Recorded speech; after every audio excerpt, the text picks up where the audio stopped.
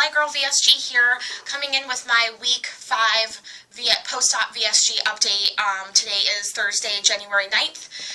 Just to start with some stats, I started this journey at 301.2, what I weighed in at my pre-op diet. Sorry, my hair is making me crazy already. A day of surgery, I was 291.8. And today I weighed in at 263.6 for a total loss this week of 1.8 pounds. Total loss since the pre-op diet of 37.6 pounds, or just about 27 since surgery. So I think that's pretty good in 5 weeks, or 7 weeks if you include the 2-week pre-op diet where I lost 10 pounds. I was at first a little disappointed at the 1.8 weight loss, and then I was just like, you know what, I lost 23 inches in my person, like, that's crazy. I took some progress photos. I do not know how to add them onto my video. Maybe I will do some research on that and see if I can add some to the end of this video for you.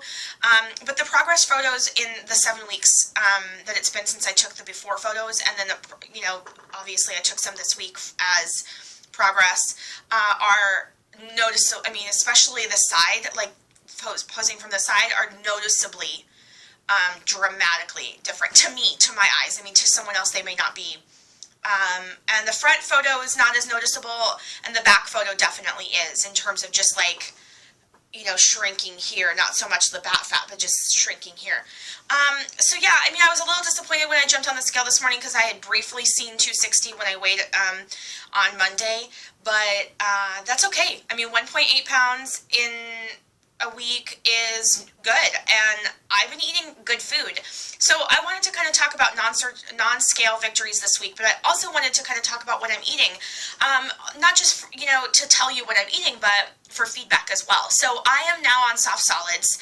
So I am eating a protein shake in the morning that I make, shake up or whatever, and then I sometimes don't have a mid-morning snack. I'm usually hungry by lunch, and I usually have lunch between 11 and 1. I try to have a mid-morning snack, but sometimes I don't get to it if I'm busy at work. So for lunch, I'll have anything from leftover half a slice of meatloaf, or some soup, or some tuna fish on some crackers, like 4 crackers. I'm eating leftovers because I am finding that I'm going out to eat with friends, like this week, more than I had. I'll put a little bit of goat cheese on some crackers, which, by the way, is the only thing that settles like a cloud. So that kind of sucks because like meatloaf and meatballs and other things aren't like, they are more uncomfortable kind of going down than cheese and crackers like feel amazing, which I am glad about. I love cheese and crackers, but is that the most nutritional choice? No, not. I mean, it's definitely a treat because I could eat a lot of cheese and crackers. Granted, I can't eat a lot of cheese and crackers right now, but I can eat 2 ounces of cheese. I can, and put them on like 6 crackers and get it down. It's delicious. I love it.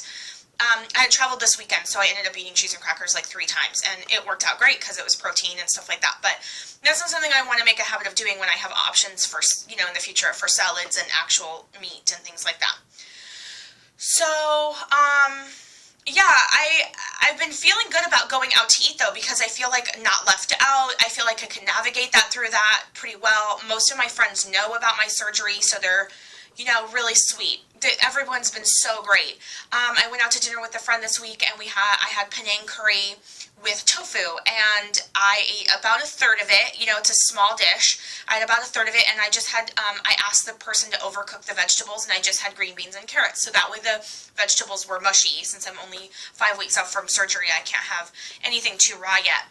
And just the curry and some tofu. So I had probably 3 bites of 3 or 4 squares of tofu and a couple bites of vegetables and a couple spoonfuls of sauce. And then I had that for lunch today. And I have another serving to have for lunch or sometime tomorrow. I went out with a friend last night who I have not told about my surgery and did not tell about my surgery. And I just told her I was really watching what I was eating and really just making conscious choices on chewing and taking my time on eating. And I ordered spaghetti and meatballs without the spaghetti, and they actually gave me a discount at the restaurant, which was fantastic. And I got like 5 meatballs and a ton of sauce. And I ate 1 meatball and like 2 Brussels sprouts that she had on her plate. and that were cooked really well, and took it home. And I was like, great, you know, it was so delicious. Like, I'm going to go get a butternut squash and cook that up tomorrow and have the meatballs and the sauce with it. So that's what I'm eating, like one meatball and a little bit of sauce. Or I could have probably eaten a second meatball, but I was going pretty slow. They were small. So that's what I've been eating for the most part. I've kind of got a tapioca kick, which has 4 grams of protein for a half a cup, but it's 130 calories, so it's not that good of a choice. But in the evenings, I've always had a little something, like I want a little something sweet in the evenings. I may just start having like one dark chocolate Hershey Kiss, or one piece of dark chocolate, like one small square or half a square, because that's really all I need. Like, I don't need to sit and eat a half a cup of pudding. I just don't. Just getting a taste is enough.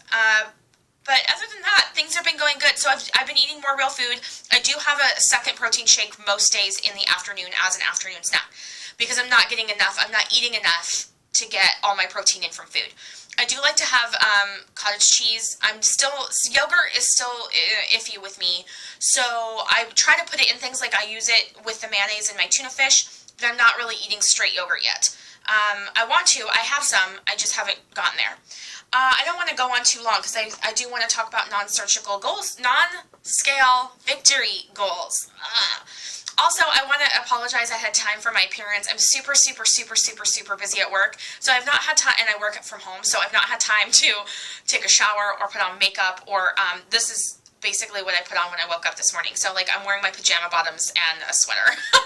So I don't even have a bra. Sorry. That's why I'm trying to sit forward so you don't see how saggy. Like, literally my boobs are in my pockets. Anyway. Oh, love that. So anyway, non-scale, I always want to say non-surgical, so I'm sorry if I say non-surgical. Non-scale victory goals. I want to be able to cross my legs. Guess what, guys? I can cross my legs already.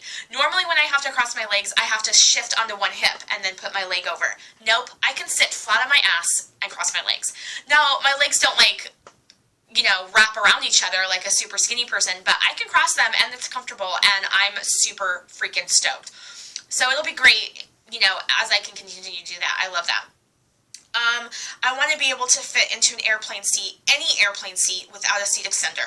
I've only had a seat extender maybe twice or 3 times in my life, but 2 of those were this year, because I was flying in smaller planes, and didn't know if I'd be able to fit in the seat. Or I got in, and as I was putting, in one plane, as I was putting my bag up in the overhead compartment, the flight attendant put one on my seat. I didn't even see her do it. It was just there. It wasn't there when I got to the seat, and it was there when I sat down.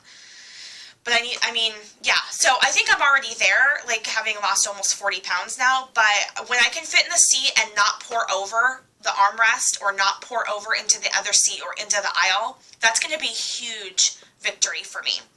I want to be able to hike without heel spur pain. Now, my feet have been feeling pretty great. I have had some heel spur pain in the last few years. I have 0 pain as of right now, thanks to acupuncture and Chinese medicine plasters that I put on my feet. But, you know, walking has caused my ankles to hurt, and so it's twofold. I want to be able to take a hike and not have a plantar fasciitis, basically, is what it is. Plantar fasciitis flare up, and have my ankles feel good and healthy and not sore because I'm carrying too much weight and trying to walk.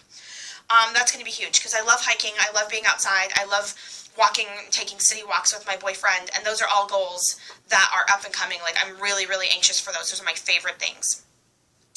I can't wait to not shop at a plush size store. The day I rip up or shred my Lane Bryant credit card, I don't know what I'm going to do. I'm going to scream from the tallest building. Like, I'm going to be so excited. The day that I can shop at Old Navy or Macy's or Kohl's or any store in the mall that is not the Avenue or Catherine's or Dress Barn. I mean, Dress Barn's okay because they have regular size, but you know what I'm saying. I don't see myself as a rock climber. I don't think that I will ever be a person that goes outside and rock climbs, but I want to be able to go to a rock gym and try rock climbing. I do. I've always wanted to. I have no idea why, but I always have wanted to. I don't see myself as being someone to do that as an activity outside, because falling to my death is terrifying. But when I'm in a gym and I'm harnessed up and I'm safe, and the worst thing that can happen is I fall 20 feet to a mat, I'm going to try it. I want to try it. So when I'm strong enough to lift my body weight, then I'll try that. There's a hike here in the gorge that is difficult. It's called Angel's Rest. A lot of hikers I know don't think it's difficult, but I know that the inclination is pretty steep. The incline is pretty steep. It's like not a very long hike, but it's a pretty intense incline. And it basically puts you on top of the world. Like you can see the whole gorge, and it's beautiful. I mean, I've seen millions of pictures from Angel's Rest, and that is a goal, is to be able to do that hike and get up there at a normal pace, at a normal out-of-breathness, at a normal soreness, and not literally feel that 10 steps into that I may just die. So those are my main non-scale victory goals as of now. I haven't really thought too many about other ones, but I'm sure that I'll have them and that they'll come up, and I will share them with you guys. But that's where I'm at. I'm fine with my under 1.8 pound loss this week.